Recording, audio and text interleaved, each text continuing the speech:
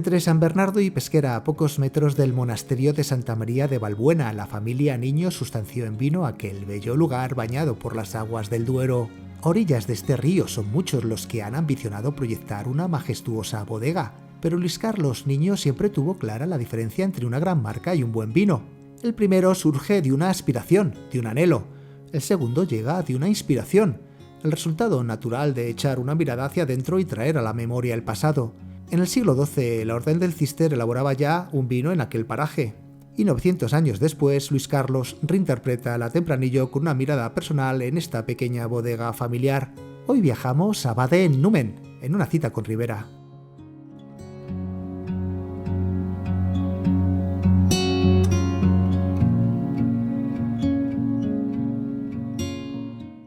Luis Carlos Niño, bienvenido a una cita con Ribera. Muchas gracias.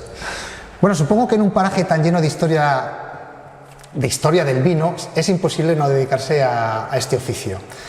Pero vosotros fuisteis antes digamos, viticultores, fuisteis también agricultores, aquí en toda la zona de San Bernardo.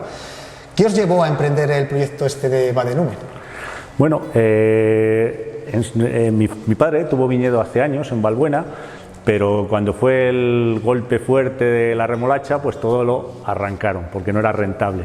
Pero cuando yo empecé en la agricultura... ¿De qué años hablamos? Hablamos de hace 45 años, 50 años. Se arrancaron los viñedos porque no eran rentables y se empezó a sembrar remolacha. Cuando yo me quedé con la agricultura de mi padre, hace unos 27 años, empezamos a plantar viñedo. Empezamos a plantar viñedo yo y mis hermanos, a plantar viñedo porque veíamos que era el futuro, buscando muy bien las parcelas donde estábamos plantando el viñedo. Estamos en una zona de valle, con terrenos muy arenosos y gravas, buscando esas gravas para los vinos jóvenes y arenas, y luego esas laderas con calizas, con unas inclinaciones fáciles de trabajar, para plantar el tinto fino para los vinos de crianza y el Baden-Numen Oro. Y yo creo que es lo más importante, seleccionar muy bien las parcelas donde se van a plantar los viñedos. Me imagino que llevabais la uva a otros sitios. Sí, llevábamos la uva a otras bodegas. Estuvimos durante 10 años vendiendo la uva a otras bodegas, hasta que en el año 2003 dimos el salto a elaborar nuestro producto, haciendo muy poquito vino al principio, hacíamos 4.000 botellas, 2003, 2004, 4.000 botellas, 2005 llegamos ya y lo hicimos en nuestra bodega y ya llegamos a 20.000 botellas, y luego hemos ido creciendo poco a poco, siempre con viñedo propio. Vamos a dejarlo ahí. Me gustaría saber ¿qué significa exactamente el nombre de vuestra bodega, Baden-Numen? Baden-Numen.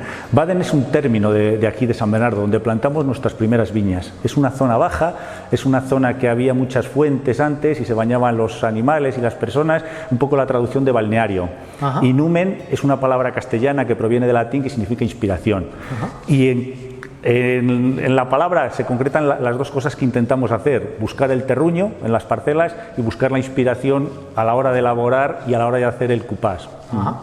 Comentabas que el primer vino se presenta en el año 2003, que ya en el 2005 es el primero que se elabora, la primera cosecha que se elabora en vuestra propia bodega.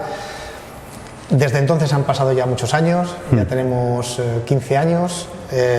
¿Qué ha acontecido desde entonces en esta bodega? Cuéntanos un poco, porque vemos además que habéis ampliado un poquito, ¿no? Sí, hemos ampliado, hemos estado trabajando en muy poco sitio, pero no daba para más, había que trabajar en esa bodega primera que hicimos, y ahora a partir de 2017 empezamos el proyecto de una ampliación, una sala de barricas bien acondicionada y una sala de catas bien acondicionada, un poco basándonos en el turismo, en el enoturismo, porque al final estamos en una zona que hay que explotar el enoturismo. Sí, porque desde aquí podemos ver el monasterio. Desde aquí tenemos una vista muy bonita del monasterio. Que tiene además un balneario.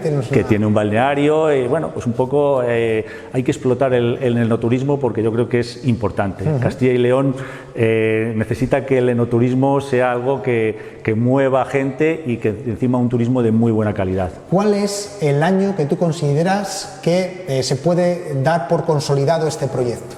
Bueno, el principio fue La segunda añada que hicimos, 2004, fue un empujón muy fuerte, el Carcillo de Oro. Sí. 2005, Gourmet, el segundo mejor crianza de España, Guía Gourmet. Pero luego ya al final el salir el vino a la exportación en varios países, entonces eso ya nos dio un poquitín el espaldarazo y el ver que la marca estaba funcionando, que los vinos eran de calidad y los vinos estaban gustando en muchos sitios. Podemos decir que se consolidó en muy poco tiempo. En muy poco tiempo, sí. Comentabas antes que para elaborar un buen vino hace falta cierta inspiración. ¿Dónde la encuentras tú? La inspiración en el campo. ¿En el paisaje?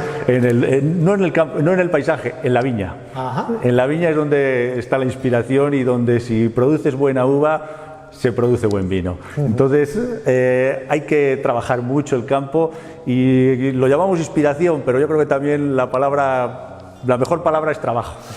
Trabajar mucho en el campo y ahí se produce buen vino, buena uva.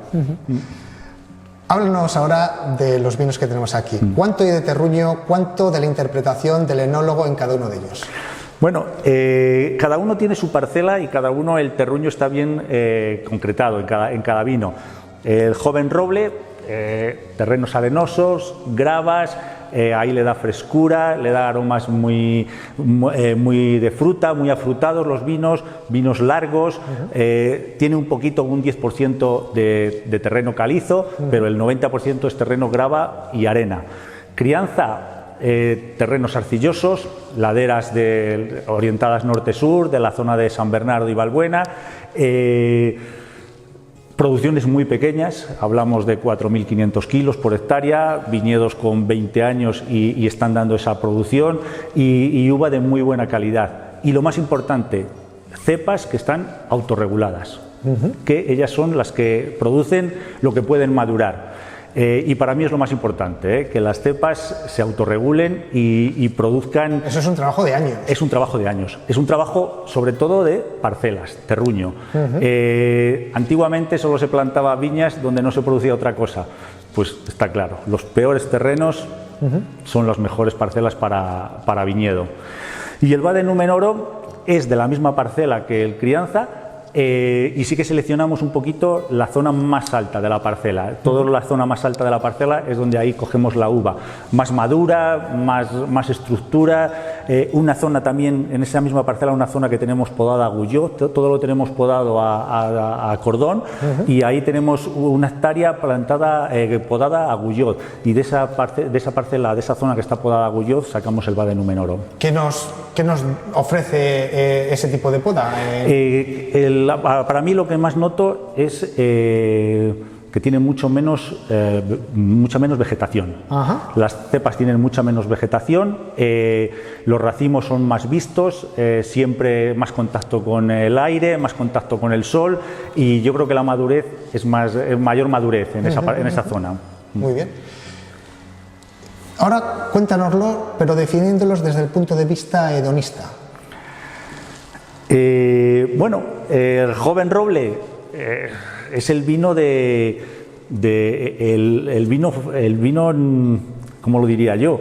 El vino que tiene su empuje, su vida, es el vino de la gente joven, de la gente que el vino todavía es un poco salvaje, es un poco que tiene todo, no se le ha domado nunca, está un poquito sin domar.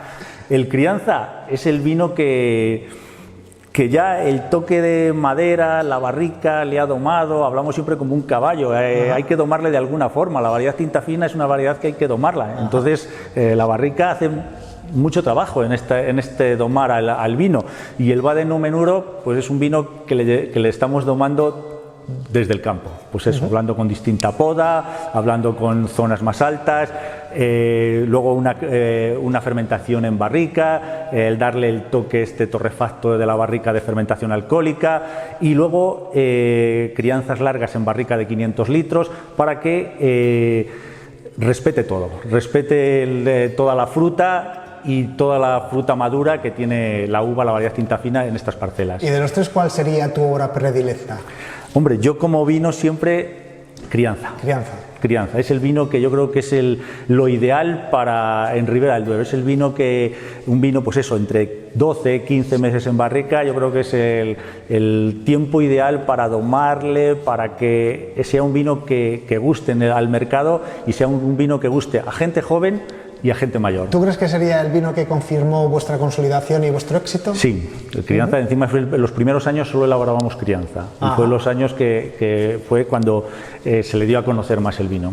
O sea, los primeros años, ese primer año en el que hacía solo 4.000 botellas. Y eran Crianza exclusivamente. ¿Cuál es la mayor alegría que se ha llevado esta bodega o que te has llevado tú personalmente en estos años? Puede ser consumidor, puede ser un momento de consumo que tengas especial. La primera alegría fue ganar el Zartillo de Oro con el segundo vino que hacíamos, pero una de las alegrías más grandes que he tenido es que entrase mi padre, probase el vino y dices, hostia, es que está bueno esto. Para terminar, ¿qué le pide al futuro Baden-Numen? Quizás crecer, abrir nuevos mercados o algún tipo de reconocimiento a mayores, o a lo mejor un blanco de albillo mayor. Bueno, nuestra idea es en los próximos años elaborar algo de albillo, ¿Sí? una pequeña producción. Pero yo creo que ahora mismo es que... ¿Habéis hecho algún experimento ya? No hemos hecho nada, estamos en ello.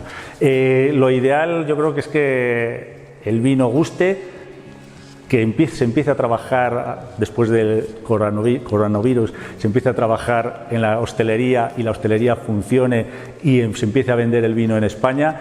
Y el mercado internacional de momento está trabajando, yo creo que normal, y bueno, seguir extendiéndonos en distintos países. Muy bien. Pues eso es todo. Muchas gracias, Luis Carlos.